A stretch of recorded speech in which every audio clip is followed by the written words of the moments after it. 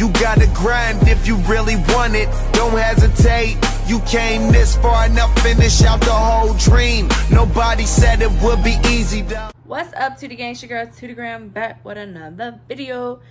By the title, y'all, we finna get into the history of Creoles, because your girl is Creole and I kind of want to learn a little bit more history and want y'all to know as well. So before we get to it, make sure you guys like, comment, share, subscribe, and y'all, let's just get straight into the video.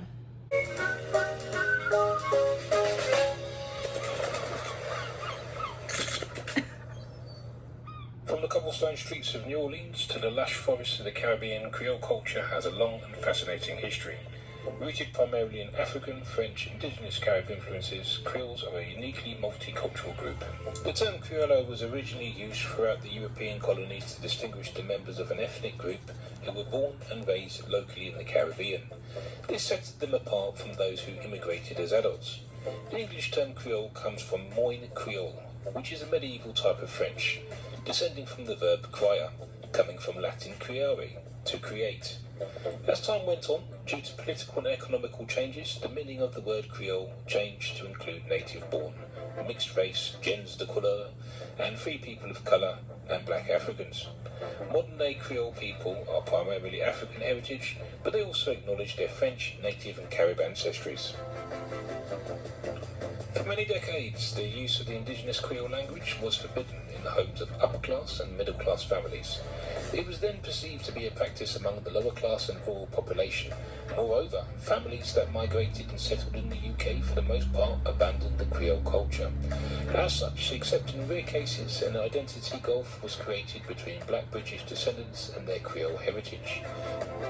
Creole is a language and deserves to be described as such, rather than as a variation of something else. Contrary to popular belief, Creole is a standardised, internationally recognised language and is not a patois or a pidgin. The Creole language is a very important part of the culture. It's a way of life for some people. The World Creole Music Festival takes place annually on the island of Dominica and is located between the two islands of Guadeloupe and Martinique. The unique festival has been held here for more than 20 years and is held in the capital of Roseau. Thousands travel annually from around the world to celebrate the culture. Journée Creole is a national holiday celebrated in the Caribbean, both on the islands of Dominica and St. Lucia. It's held on the last Friday of every October and on the last Sunday of October. Throughout the preceding week, the various villages on both islands host cultural events and festivals which showcase different elements of their heritage. Affranchi is a form of French legal term denoting a freedman or an emancipated person. Roughly half of all affranchis were gens de couleur, in other words, free people of colour, and the other half were full-blooded people of African descent, in other words, black people. These people would later go on to be referred to as Creole.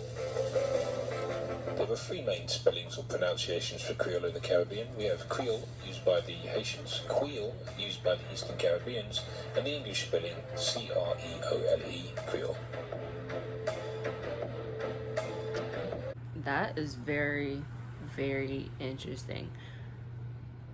The UK stopped certain parts of UK stopped representing Creole. Wow.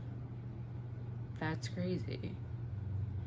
And my thing about Creole is that, yes, I am Creole, but I do not know how to speak Creole. And I'm very, very upset about that because it was not passed on to me.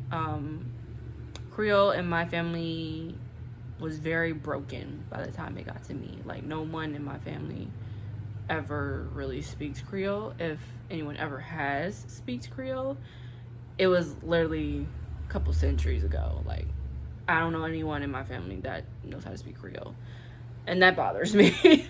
Because honestly, it is kind of a broken language. No one really speaks Creole out here anymore, and it's really sad, to be honest.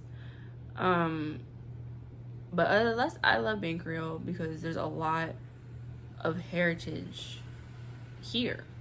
Just like he said, it's from Africa, it's from French, it's so many parts that make up Creole, and I love it. I love every part of it, and I just love being a part of it because for the longest, I never knew what I was. I just knew that I was black. I just knew that I had some Irish in me. Didn't really know my true heritage until it was told to me. So I love just a little tad bit of the history of where I come from. Just love it. I absolutely love it. I did know a little bit of what he said already, but that he still gave me some more insight on stuff that I did not know about, and I think that's pretty cool.